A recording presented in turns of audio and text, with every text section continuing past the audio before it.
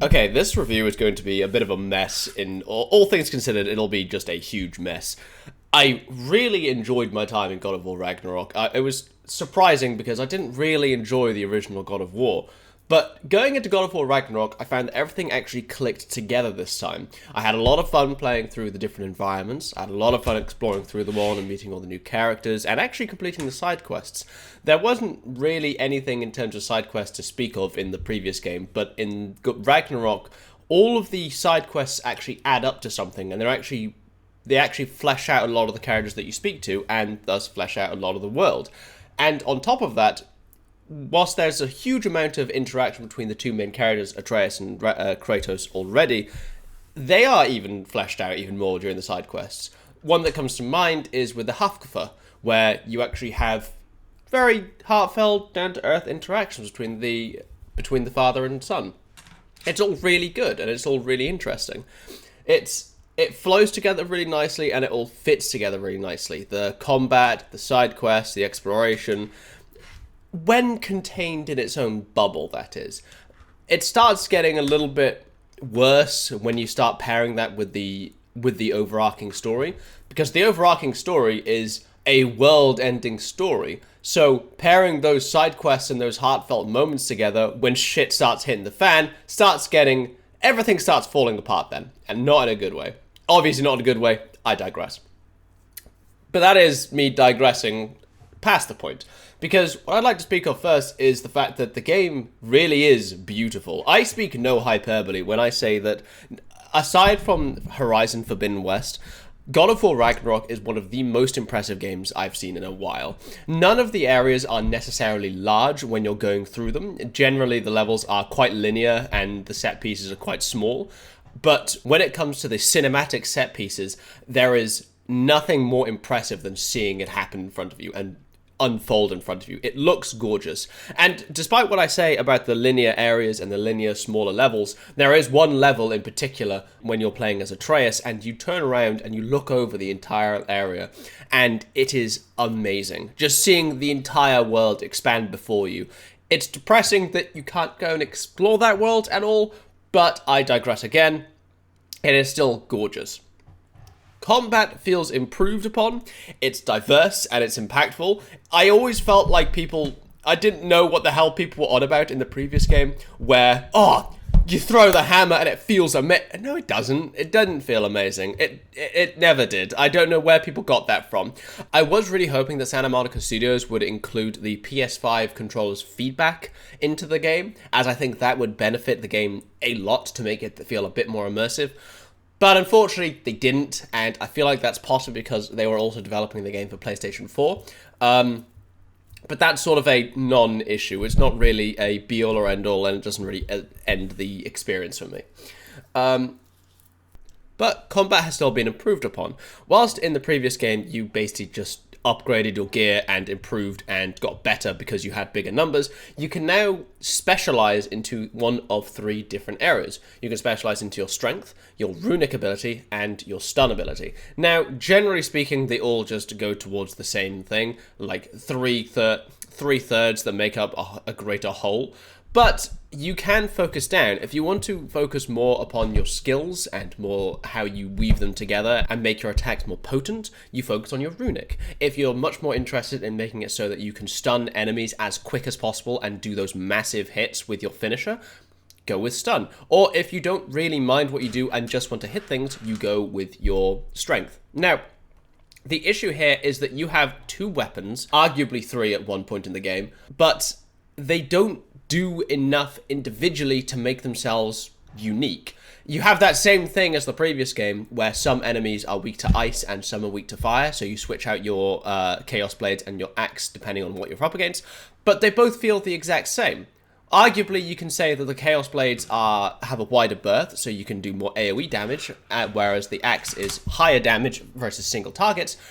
But when you're up against some of the larger enemies, you are just wailing at them just the same amount of time. It doesn't matter.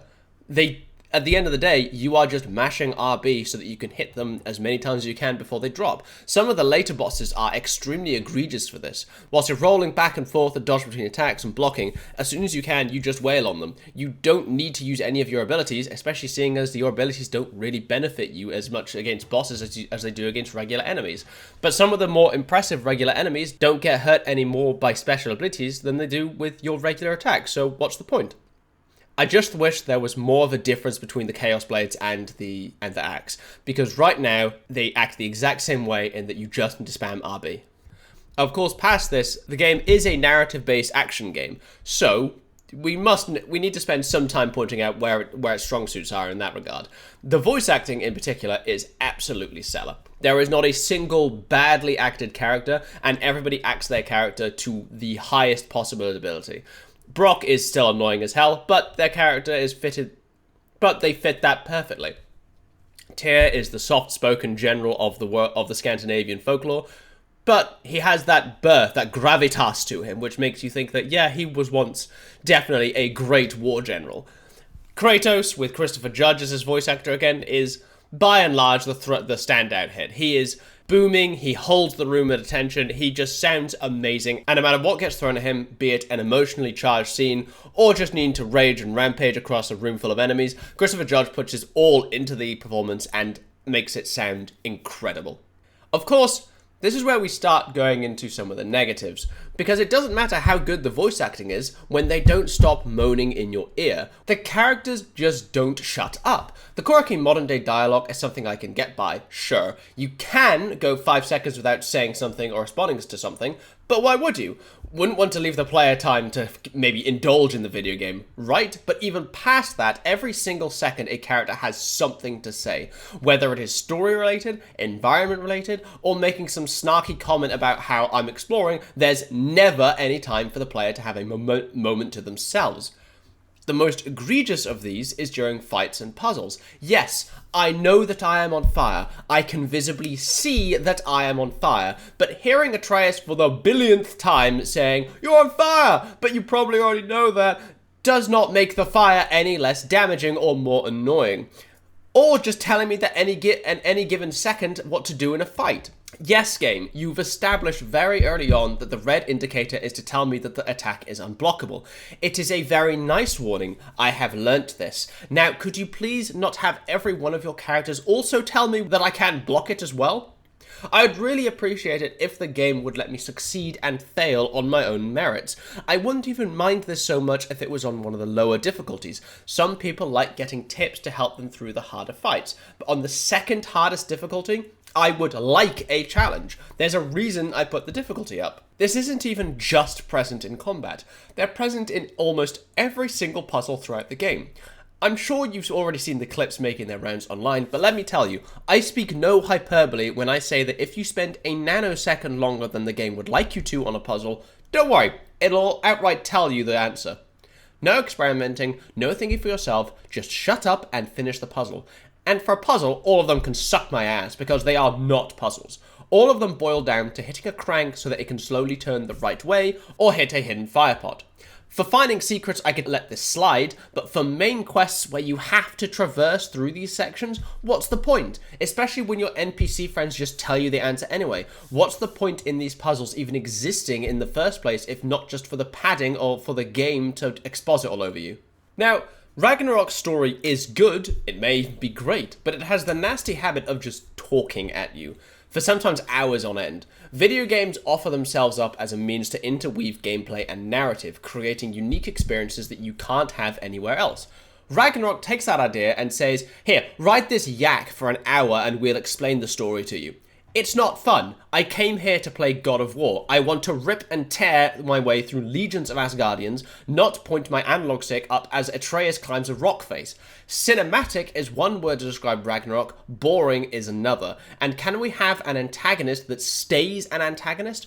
Thor is described to be a bastard throughout the previous God of War. He proceeds to show that he is a bastard, and he is described by Mimir to be a bastard. And he also acts like a bastard. Can we not give him a redemption arc the second the game is coming to the end? Please? But that is also unfair. The opening cinematic fighting Freya is cinematic, intense, engaging, and fun, most importantly. Sure, it's just a glorified series of QuickTime events, but I've never really been against QTEs when used in the midst of a cinematic cutscene. That way, they can engage the player in what's going on. I just wish that I wasn't forced to sit down and watch a teenage drama for a literal hour, just for story beats. The story isn't bad, might I add, but it is overly long. There are large stretches of the game where you don't actually do anything. You're instead meant to just sit there, engage very lightly in the gameplay, and just watch people talk to each other. This explains why there are so many sections of the game where you walk between a tight gap or pull on a chain to open the next area. Story isn't interwoven seamlessly with the gameplay to tell an engaging story as you explore the world and fight adversaries. It's instead given to you in bite-sized chunks. Fight a few rooms with copy-pasted enemies, let the side character exposit over you. Fight a boss, let characters exposit. Finish a character, let them exposit. But whilst I say the story isn't bad, there are some questionable moments. One that comes to mind is when we're preparing for Ragnarok and a character goes to recruit the elves. You know, the warring factions who have been at each other's throats with no signs of abating for centuries? He's going to go over there to get them to make peace, and he's going to make them do that because they like him, and it works. Centuries of conflict, and they're just done, just like that. Now, it may be to kill Odin, but centuries of violence don't evaporate just like that. Story beats like this stretch my suspension of disbelief substantially thin. And let's not forget the sluggish pace that the game goes at. We know what's going to happen.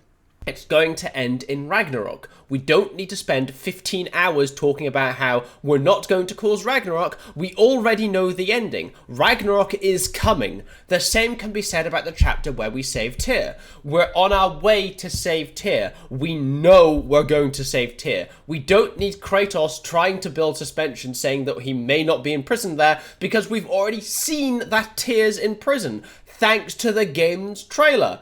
Not to mention the none too subtle hints from side characters saying, you know, we have this world-ending catastrophe to stop and a megalomaniac dictator to take down, but how's about we go potter about one of the 9 realms, eh? And that is the core problem with the story. It lacks focus. This often tends to be the issue with open world games, being able to goof off and do your own thing instead of continuing the story, and it's the same issue here. You could obviously blitz through the entire game without looking at side content at all, but then you've still got that disconnect of going from intense story beats to the side characters nudging you away from Apocalypse to go and goof off. Couple that with a collection of annoying tidbits which gnaw at my patience, repetitive combat and annoying NPCs, I can't help but leave Ragnarok feeling jaded and annoyed. It's literally the perfect Sony game. It looks gorgeous, has clearly had a lot of money poured into it, the story's been developed to read like a screenplay, and the gameplay is good.